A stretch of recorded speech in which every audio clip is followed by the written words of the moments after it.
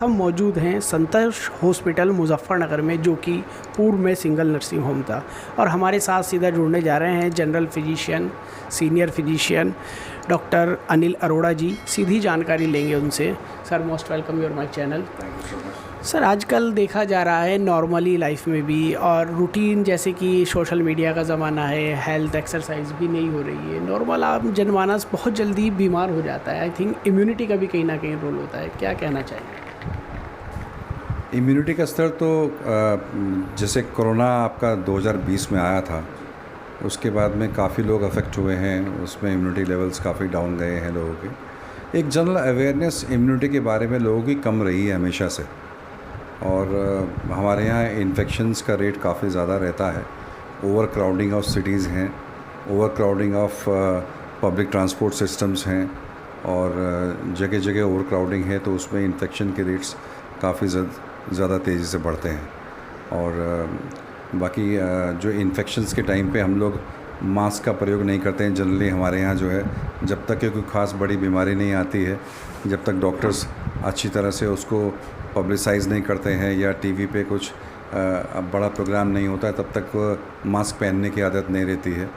तो कोशिश तो ये होनी चाहिए कि एक हाइजीनिक लाइफस्टाइल अगर आदमी का हो तो उसमें, और प्रॉपर उनका फूडिंग हैबिट्स अगर अच्छी हों, और इम्यूनिटी वाले जो फूड्स हैं उन पर ध्यान दिया जाए, और विटामिन्स और सप्लीमेंट्स वगैरह सब सही चीज़ मिली जाए, तो आदमी जो है थोड़ा सा इम्यून स्टेटस अपना अच्छा कर सकता है। और जितना इम्यून स्टेटस अच्छा होगा उतनी बीमारी कम होगी, ये तो जाहिर सी बात है। डॉक्टर साहब, चूँकि आप एक सीनियर डॉक्टर हैं, सीनियर फिजिशियन हैं, नामित हैं, अभी आप संतोष हॉस्पिटल में अपनी सेवाएं देंगे लोगों को। मुजफ्फरनगर में पहले भी देते थे, अदर से काफ़ी पॉपुलर है वहाँ पर, अब यहाँ भी सेवाएं देंगे। क्या कहना चाहेंगे यहाँ की जनता से? मैं तो यही कहूँगा सर कि बीमारी को अगर आप समझ रहे हैं कि बीमारी कुछ शुरुआती सिम्टम्स देती है, शुरुआती लक्षण होते हैं, तो उन लक्षणों को एक बारी डॉक्टर से दिखाना अच्छी बात है।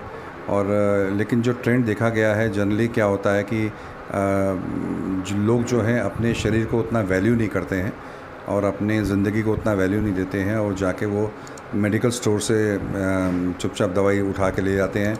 और चाहे वो किसी भी बीमारी की तरफ अग्रसर हों, चाहे कोई बीमारी ख़तरनाक भी जन्म ले रही हो, लेकिन वो जाके मेडिकल स्टोर से 10-15 दिन जो है उनके वेस्ट हो जाते हैं, तब तक बीमारी जो है आगे बढ़ चुकी होती है।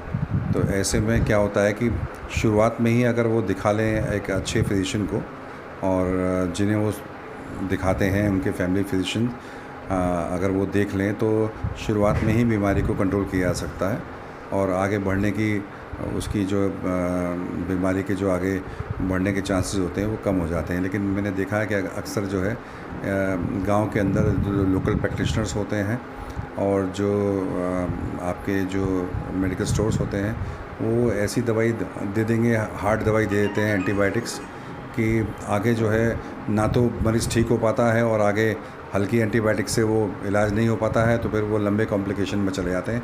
बीमारी को ज़बरदस्ती लंबा कर लेते हैं। जो काम 10 दिन का होता है वो काम 30 दिन में या 40 दिन में जाके ठीक होता है। ऐसा जनरली एक देखा गया ट्रेंड। ये मुजफ्फरनगर का ट्रेंड ही नहीं है, ये हमारे क्या कहते हैं भारत के अंदर जनरली एक नॉर्थ इंडिया में तो काफ़ी है। बाकी मैं साउथ इंडिया में तो ज़्यादा मेरा इंटरेक्शन रहा नहीं है, सेंट्रल इंडिया में ज़रूर थोड़ा बहुत है, लेकिन जनरली देखा गया कि पब्लिक के अंदर उतना अवेयरनेस लेवल नहीं है कि वो सीधा जाके डॉक्टर को एक राय ले लें, और अच्छे फिजिशियन से राय ले लें। डॉक्टर साहब ने बहुत बड़ी और बहुत अच्छी बात कही है कि ज़रा भी थोड़ी भी बीमारी हो जाती है, मोहल्ला क्लिनिक और मेडिकलों से आम जनमानस दवाई ले लेते हैं, और बचाव के लिए भी कुछ किया जा सकता है। देखो, दुर्भाग्य ये है कि हमारे कंट्री में अभी वायरल डिजीज़ पर काम बहुत कम हुआ है। इसमें काफ़ी रिसर्च की आवश्यकता है, और वायरल क्षेत्र में हमारे पास में बहुत कम एंटीवायरल्स हैं जो अवेलेबल हैं, और वायरस जो होते हैं बहुत जल्दी अपनी जो नेचर है उसको बहुत जल्दी बदल लेते हैं। तो ऐसे में कंटिन्यूसली हम लोग हर वायरस के लिए दवाई पैदा करना बड़ा मुश्किल हो जाता है, और वैक्सीन्स का भी जो प्रबंधन है, वैक्सीन्स का भी जो प्रोडक्शन है, वो भी हम एक पर्टिकुलर स्ट्रेन के लिए करते हैं, तो दूसरे स्ट्रेन के लिए अलग सी एक वैक्सीन निकालनी पड़ती है। तो बड़ा मुश्किल हो जाता है कि क्योंकि डिफरेंट वायरल स्ट्रेन्स आते हैं, डिफरेंट वैक्सीन्स को प्रोड्यूस करना एक आसान काम नहीं है, बड़ा कॉम्प्लिकेटेड काम है। कोरोना में हमारा बहुत अच्छा काम हुआ कि हमारी वैक्सीन्स हमारे कंट्री में प्रोड्यूस हुई और हमने पूरे विदेशों में भी ये सप्लाई करी हैं ऑल ओवर द वर्ल्ड, और हमारा इंडिया का नाम भी काफ़ी इससे हेल्थ सेक्टर में अच्छा हुआ है। लेकिन फिर भी जो लोकल स्तर पे अगर हम कहें कि पॉपुलेशन के अंदर एक अवेयरनेस जो होनी चाहिए हेल्थ सिस्टम को लेके, और आजकल डॉक्टर्स भी मैंने देखा है, मैं अपनी फील्ड के बारे में भी क्या कमियां बताना चाहूँगा कि हमारे यहाँ डॉक्टर्स जो पहले जनरेशन के होते थे वो प्रिवेंटिव चीज़ें बताया करते थे कि किस तरह से रोकथाम होनी चाहिए बीमारी की। आजकल डॉक्टर्स के पास समय ही नहीं है कि वो प्रिवेंशन के ऊपर किसी को सलाह दें। ओपीडी होती है जनरली, जो अपनी बात सुनी और उनकी दवाई लिखी और उनको भेज दिया।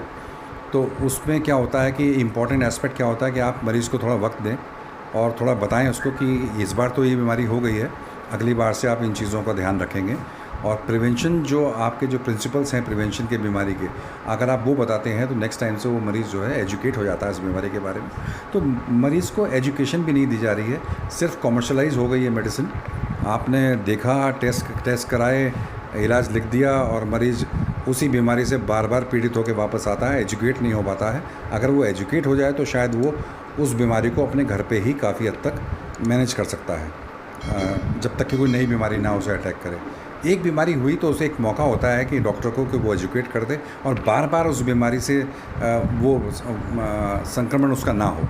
तो ये एजुकेशन बहुत ज़रूरी है। तो मैं तो ये कहूँगा डॉक्टर से, हर फील्ड में जो डॉक्टर्स हैं उनको बोलूँगा कि 2 मिनट का वक्त दें, पेशेंट को एजुकेट कर दें बीमारी के बारे में, तो उससे उनका कुछ जाएगा नहीं, लेकिन मरीज़ जो है वो बार बार परेशान नहीं होगा उस बीमारी से। ये थैंक यू सो मच। आप थे हमारे साथ senior physician doctor Anil Arora ji, जिन्होंने पूरी जानकारी दी, साथ ही डॉक्टर्स को भी सलाह दी कि पेशेंट्स का ये वैसे भी रहता है कि हमें डॉक्टर साहब ने अच्छे से देखा नहीं, उस पर ख़ास तौर से विशेष बताया कि पेशेंट को संतुष्ट करना, उसकी बीमारी जड़ तक पहुंचना, उससे बातें करना, एक परिवार जैसा उसे महसूस कराना, ये बहुत ज़रूरी होता है, तभी आधी बीमारी तो खुद से दूर हो जाती है। अगली नेक्स्ट मीटिंग में डॉक्टर साहब से पूछेंगे मुजफ्फरनगर का एक्सपीरियंस कैसा रहे। बने रहिए कि हमारे साथ विविध विचार डिजिटल पे। मैं आपके साथ मोहम्मद सुहेल।